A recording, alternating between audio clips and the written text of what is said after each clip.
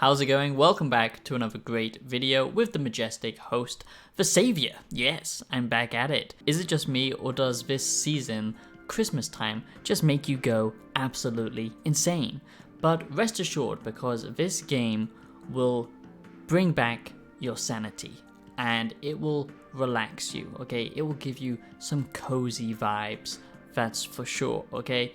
This game isn't going to be on the Game of the Year radar, of course. It's sometimes nice to have a game that just plays to the strengths of its, kind of original genre, okay? And that is basically a turn-based RPG. It's not pushing the envelope forwards, but it doesn't need to be, okay? This is just a fun game. Say hello to my enormous friend. So this is just a good old-fashioned turn-based RPG, and it does feel dated at times, but at the same time it does hit you with that nostalgia and that kind of cozy feeling I was talking about, because Dragon Quest games are always good at, just kind of making you smile, and it's always just a fun world to be in. So today I'm going to be giving you my Dragon Quest Monsters The Dark Prince review, okay? So Dragon Quest Monsters is obviously a spin-off from Dragon Quest, and it wasn't that popular, especially here in the West, but finally we've got the Dragon Quest Monsters The Dark Prince game. So yeah, I'm pretty happy with it, and this is only coming out on the Nintendo Switch, I believe. It might be coming over to other platforms at some point, but let's just get into this quick review, because this isn't going to be a long one. From what I've played, I have enjoyed it, and yeah, this is the Dragon Quest Monsters Switch review, like I said, because it's not out on anything else, as we know of, but that might change, hopefully. I think this is at the top end of the Dragon Quest games, and that might be a little bit controversial, but I do think that, if you are a fan of Dragon Quest, or just turn-based RPGs in general, then you shouldn't miss this out. I do hope that you do enjoy this video, and if you do, please do consider giving it a like and subscribing. It only takes 2 seconds, but it means so much to me. I put a lot of effort into my content, and I hope that you do enjoy my videos, so stick around, join the community, and just subscribe. It's just such a whimsical world, Dragon Quest. All the characters that you meet, it's kind of zany and cutesy at the same time, and the stories are always kind of melodramatic in the best possible way, but also it does feel dated. Like I said, pretty much all of the Dragon Quest games, it does feel like of a bygone era, but that's not a bad thing. So I'm just going to give you the positives and the negatives, like I do with all of my video game reviews. So I do hope you enjoy this Dragon Quest Monsters Switch review, and let's just go. So the first positive is the graphical art style, okay? Now, the graphics aren't good, okay? Let's be real, but the art style is, okay? And that's what's important in gaming. We're so focused on hyper-realistic graphics, and it's destroying the industry. That's why people love Naughty Dog games, but they can get away with basically re-releasing the same game, The Last of Us, like 3 different times, just because of graphics equals better game, which it obviously doesn't.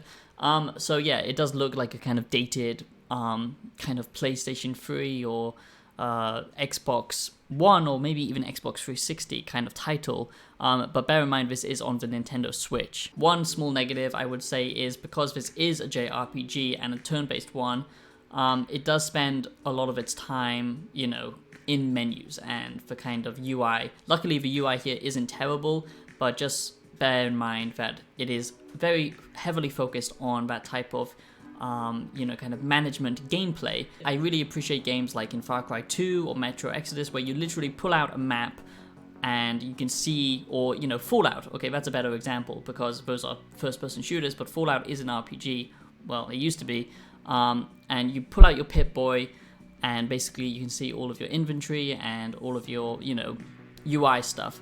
I just wish, that JRPGs kind of took that approach a little bit more, because relying too much on menus isn't a good thing, as we've seen with Starfield. So the story here is that you play as the Cursed One, okay? And basically, you cannot fight these monsters. You cannot defeat these monsters by yourself. That's why you need to recruit a team of monsters. Think of, games like Pokemon, where you're collecting an army basically to fight with you, and then you can actually fight these monsters and basically save, the townsfolk and all that kind of stuff. So it's pretty basic stuff, but it's not trying to be, a rich deep story, but it is fun, and there is, some nice dialogue, which I'm going to talk about more, between you and NPCs and stuff like that.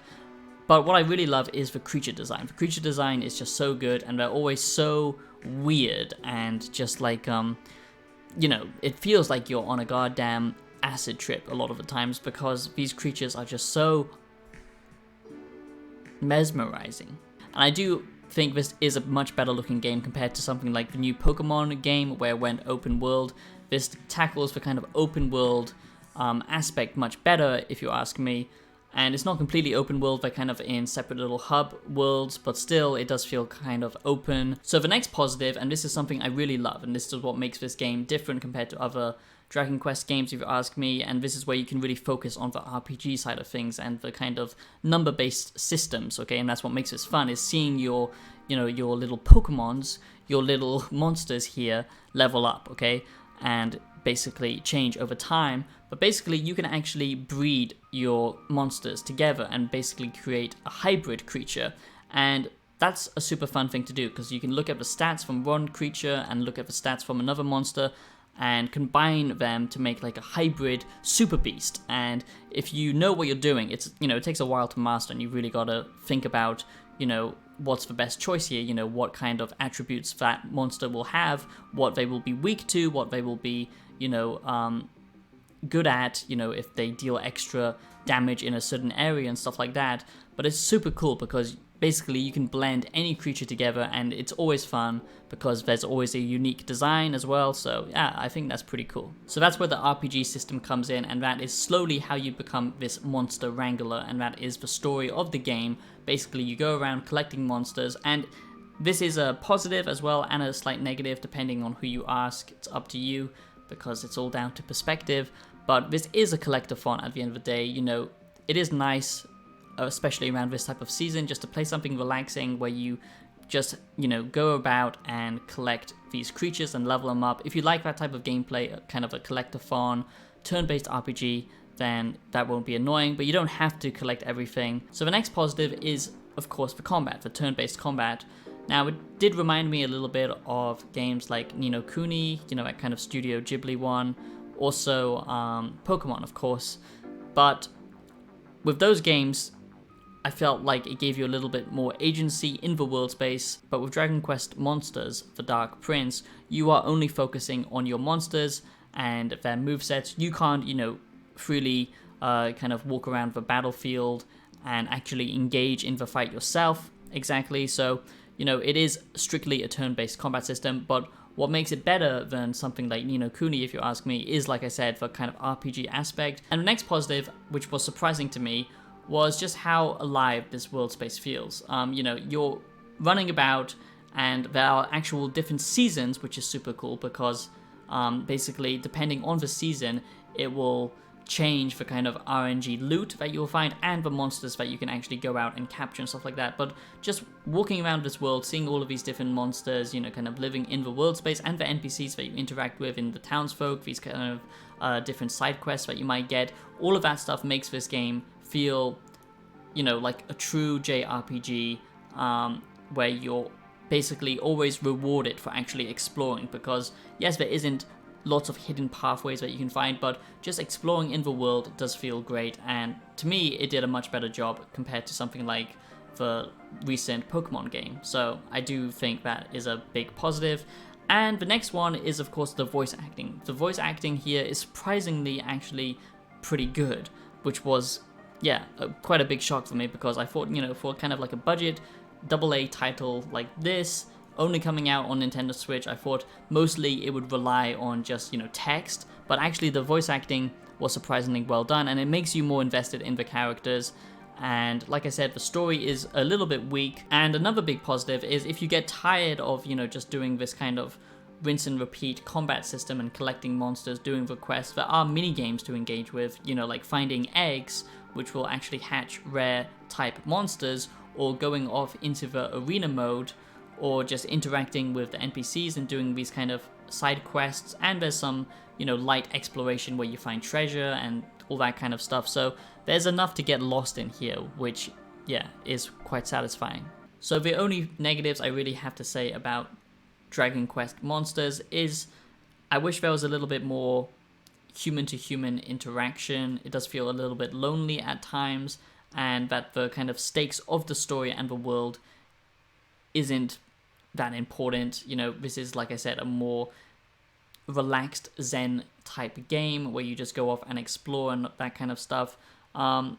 And I wish the story kind of ramped up a little bit more and there was more character development. And the side quests could be more interesting. Of course, it does follow that traditional JRPG kind of fetch quest formula or defeat a certain amount of monsters and stuff like that.